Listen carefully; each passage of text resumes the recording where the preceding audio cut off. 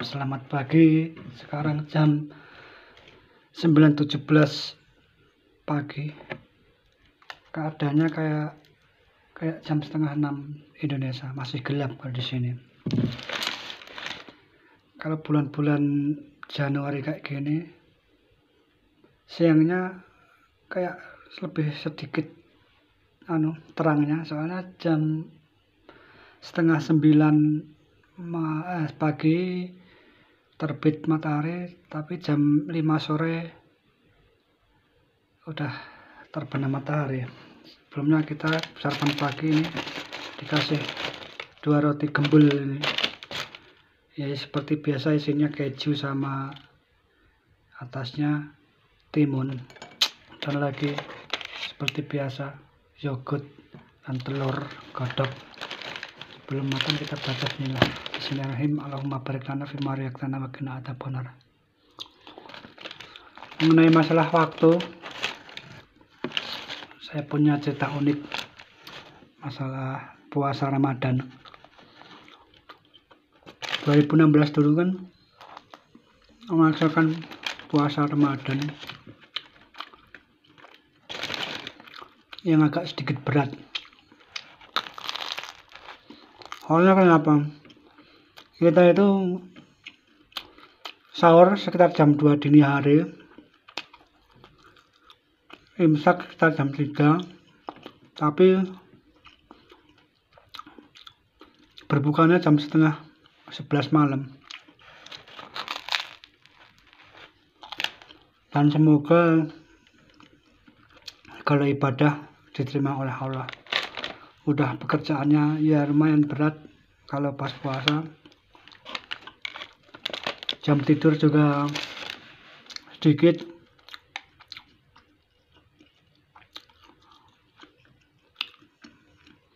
Dulu kan pulang kerja jam 8 malam, mau tidur nggak bisa, paling kan ngerokok di smoking area sama kru-kru lainnya.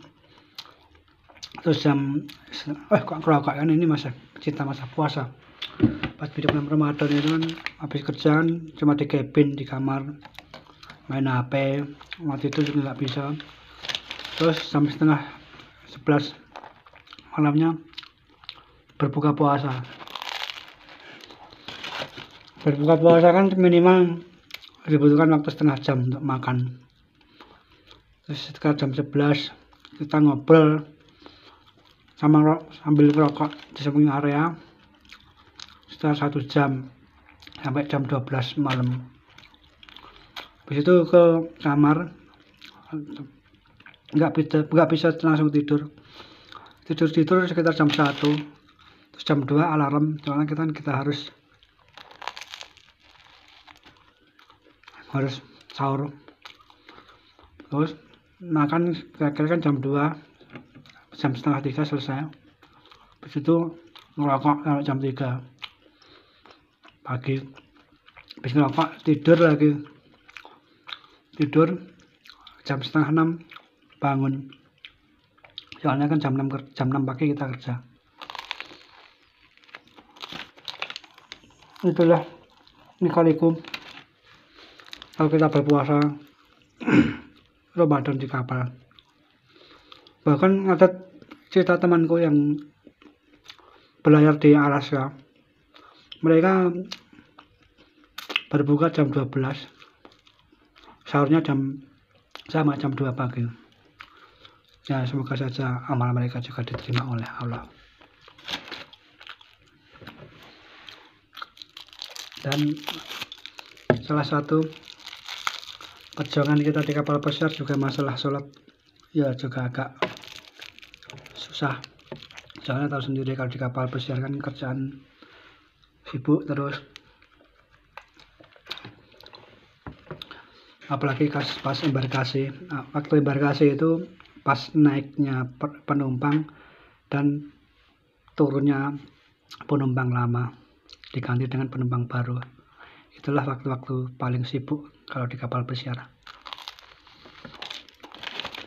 Untuk masalah sholat kita harus pandai-pandai mengatur waktu. Soalnya gimana ya, kalau kita izin sholat, kadang pas jam-jam sibuk, terus sama rekan kerja kita yang mungkin hati mereka agak jahat, kalau kita mau izin sholat dikiranya fakron itu cuma main-main atau meninggalkan kerjaan sebentar, modal kan kita benar-benar sholat. Pernah itu aku kerja di kapal Empress, aku udah izin teman-temanku sama bosku untuk sholat bentar aja, untuk sholat asar setelah jam 5 sore. Baru masuk cabin mau wudhu, udah ditelepon bosku. Padahal kan tadi udah izin mau sholat bentar. Ditelepon bosku, "Hei Franklin, kemana kau?" "Nah kan ini mau di cabin, mau wudhu sholat." "Ya cepat-cepat." Habis itu si bosku kayak memusuhi aku, ini gak suka dengan kegiatan sholatku. Ya mungkin wajar aja, saat kerjaan banyak dikira aku meninggalkan kerjaan, padahal benar sholat paling 10 menit sama dikirnya. Habis itu aku dicurigain terus, setiap mau sholat ditelepon terus, setiap izin sholat ditelepon di cabinku untuk segera kembali ke tempat kerja. Tapi aku yang sholat, rekan kerjaku hanya orang India, walaupun dia beragama Hindu, dia mempunyai toleransi yang tinggi. Setiap aku kerja, aku ngode ke dia gini ya, aku mau sholat, dia langsung bilang oke, go. Itu keperluan pribadi kamu dengan Tuhanmu, silakan. Aku sholat sama orang India itu. Setiap aku mau sholat selalu dipersilahkan. Tapi ada juga rekan kerja yang brengsek, setiap aku mau izin sholat matanya gini seolah-olah dia itu curiga aku mau fakran, main-main. Padahal sebagai umat muslim, sholat adalah kewajiban yang paling utama kita hidup di dunia ini, untuk mengingat Allah dan berzikir. Tapi masih ada aja orang-orang yang nggak suka kalau kita sholat. Soalnya gimana ya, kalau kita udah terlanjur sering sholat itu, meninggalkan sholat ataupun telat waktu itu, hatiku terasa sepi, kayak ada yang kehilangan sesuatu itu kalau nggak sholat atau telat waktu sholat. Makanya aku selalu berdoa kepada Allah, semoga disegerakan punya modal yang cukup untuk bikin usaha sendiri di rumah. Nanti kan kalau udah punya usaha sendiri kan enak, dekat anak istri. Waktu kerja kita yang ngatur sholat juga bisa jamaah terus di masjid. Yang aku sesalkan ya, kalau kerja di kapal kan jarang kita sholat jamaah maksudnya. Apalagi kalau sholat Jumat.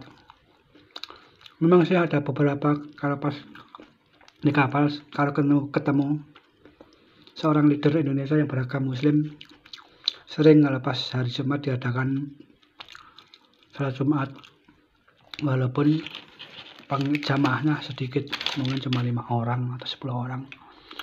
Padahal syarat sahnya sholat Jumatan katanya 40 orang, tapi kan karena keadaan kita di kapal besar pada sibuk semua, mungkin yang hari Jumat itu yang nggak sibuk cuma beberapa orang. Semoga sholat Jumat kita yang kita lakukan itu diterima oleh Allah.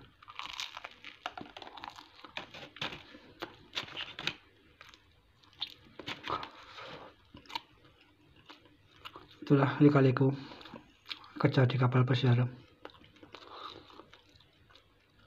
Selama kerja di kapal pesiar itu aku sholat di masjid cuma beberapa kali. Soalnya dulu pas kita berlayar ke Mesir, alhamdulillah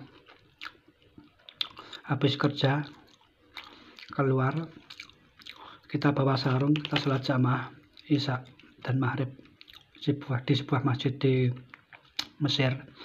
Selain itu juga pernah sholat jamaah di Turki, di Istanbul.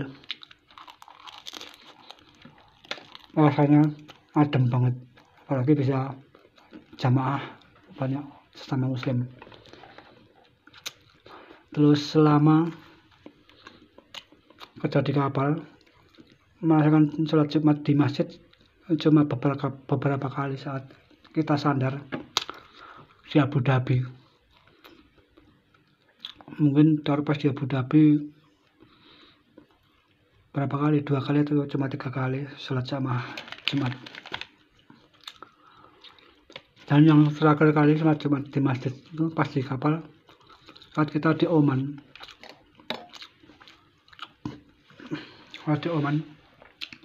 Wah, pengalaman yang unik sekali. Bisa melaksanakan sholat Jumat, mendengarkan khutbah bahasa Arab, walaupun kita tidak tahu artinya. Yang penting kita berusaha mendengarkan. Semoga dapat pahala. Ya, pas di Oman itu lucu. Pas kita mau masuk masjid itu, di pojok-pojok ruangan ada kayak tungku. Nah, tungkunya itu dibakar kayak apa ya, wewangian orang Arab itu, wangi orang Arab itu. Ternyata aku tanya-tanya udah tradisi di situ. Kalau di masjid itu sering dibakarin wewangian orang Arab. Itulah ceritaku tentang kadang beratnya untuk mengatur waktu kita mau sholat kerja di kapal pesiar. Makanya ayo, walaupun aku juga bukan orang suci banget kan, tapi setidaknya kan ayo kita melaksanakan sholat. Jangan lupakan sholat 5 waktu, karena 5 waktu adalah yang agama. Mari kita mendekatkan diri kepada Allah, selalu beribadah, mengingatnya. Apalagi keadaan di Indonesia akhir-akhir ini kan banyak bencana. Udah banjir di Kalimantan Selatan, di Manado, gempa kan. Terus terakhir ini Gunung Merapi mau meletus. Mungkin itu tanda-tanda peringatan dari Allah supaya kita selalu mendekatkan diri, karena ini kan sudah akhir zaman. Banyak manusia yang telah jauh, jarang sholat dan lain sebagainya. Makanya mari kita mendekatkan diri kepada Allah, berdoa, kita bertaubat, banyak istighfar. Semoga bencana di Indonesia cepat berlalu dan semoga Indonesia tetap jaya.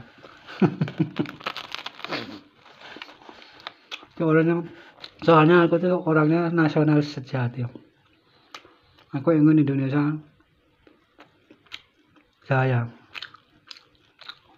minimal menguasai Asia Tenggara lah, dari segala bidang ekonomi maupun prestasi olahraga. Pokoknya intinya, bagi kalian para muslim, jangan lupa sholat 5 waktu. Syukur-syukur bisa sholat sunnah, syukur-syukur bisa puasa sunnah. Jaga persatuan dan kesatuan agar NKRI tetap jaya, Indonesia menjadi negara maju dan eksis sampai 1000 tahun ke depan demi anak cucu kita. Ini dah mau habis 1 roti, udah enak, tapi sebenarnya perut masih lapar. Cukup sekian, selamat pagi, wassalamualaikum warahmatullahi wabarakatuh. Salam dari Jerman, demi Indonesia tetap maju.